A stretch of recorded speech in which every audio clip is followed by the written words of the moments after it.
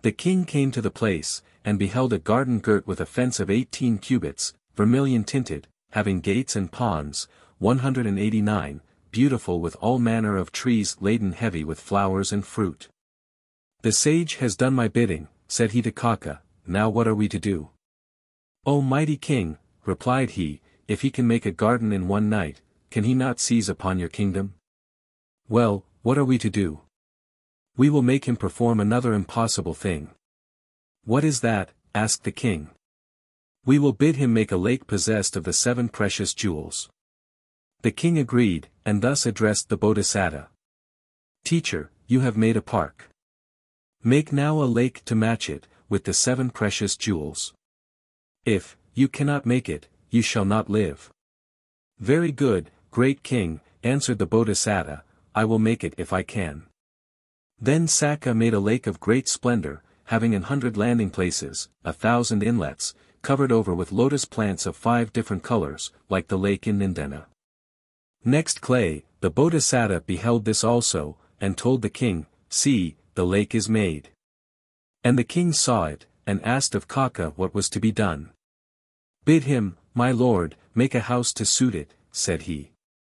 Make a house, teacher, said the king to the Bodhisattva, all of ivory, to suit with the park and the lake. If you do not make it, you must die. Then Sakka made him a house likewise. The Bodhisattva beheld it next day, and told the king. When the king had seen it, he asked Kakka again, what was to do. Kakka told him to bid the Bodhisattva make a jewel to suit the house. The king said to him, wise sir, make a jewel to suit with this ivory house. I will go about looking at it by the light of the jewel, if you cannot make one, you must die.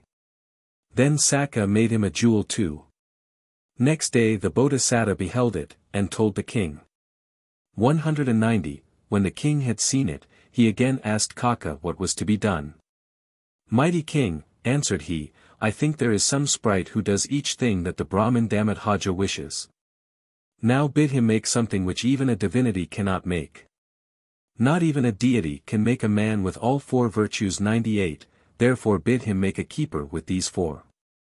So the king said, Teacher, you have made a park, a lake, and a palace, and a jewel to give light.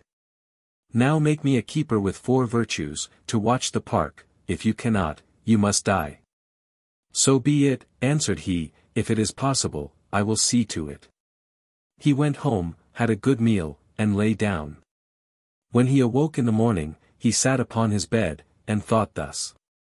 What the great king Sakka can make by his power, that he has made. He cannot make a park keeper with 4 virtues.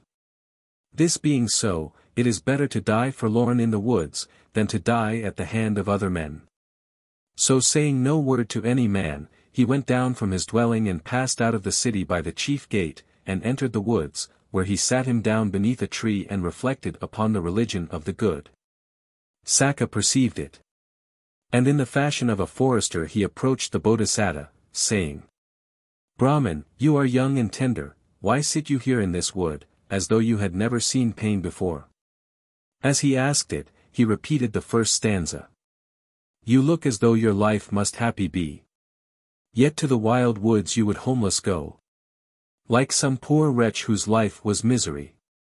And pined beneath this tree in lonely woe. 191, to this the Bodhisattva made answer in the second stanza. I look as though my life must happy be. Yet to the wild woods I would homeless go. Like some poor wretch whose life was misery. And pined beneath this tree in lonely woe. Pondering the truth that all the saints do know. Then Sakka said, if so, then why, Brahmin, are you sitting here? The king, he made answer, requires a park keeper with 4 good qualities, such an one cannot be found, so I thought why perish by the hand of man? I will off to the woods, and die a lonely death. So here I came, and here I sit. Then the other replied, Brahmin, I am Sakka, king of the gods. By me was your park made, and those other things. A park keeper possessed of 4 virtues cannot be made. But in your country there is one Chatapi, who makes ornaments for the head, and he is such a man. If a park keeper is wanted,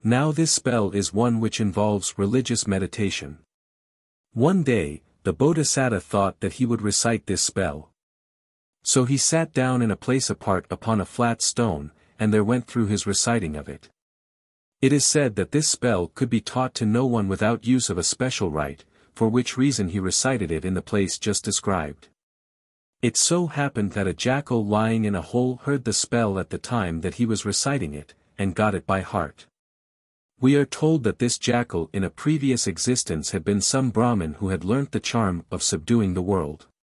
The Bodhisattva ended his recitation, and rose up, saying, "Surely I have that spell by heart now." Then the jackal arose out of his hole, and cried, "Ho, Brahmin! I have learnt the spell better than you know it yourself," and off he ran. The Bodhisattva set off in chase, and followed some way, crying, "Yon jackal will do a great mischief, catch him, catch him." But the jackal got clear off into the forest. The jackal found a she-jackal, and gave her a little nip upon the body. "What is it, master?" she asked. "Do you know me?" he asked, "or do you not?" 118 I do not know you. He repeated the spell, and thus had under his orders several hundreds of jackals, and gathered round him all the elephants and horses, lions and tigers, swine and deer, and all other four-foot creatures. 244, and their king he became, under the title of Sabata, or All-Tusk, and a she-jackal he made his consort. On the back of 2 elephants stood a lion, and on the lion's back sat Sabata, the jackal king, along with his consort the she-jackal, and great honor was paid to them. Now the jackal was tempted by his great honor, and became puffed up with pride, and he resolved to capture the kingdom of Benares. So with all the four-foot creatures in his train, he came to a place near to Benares.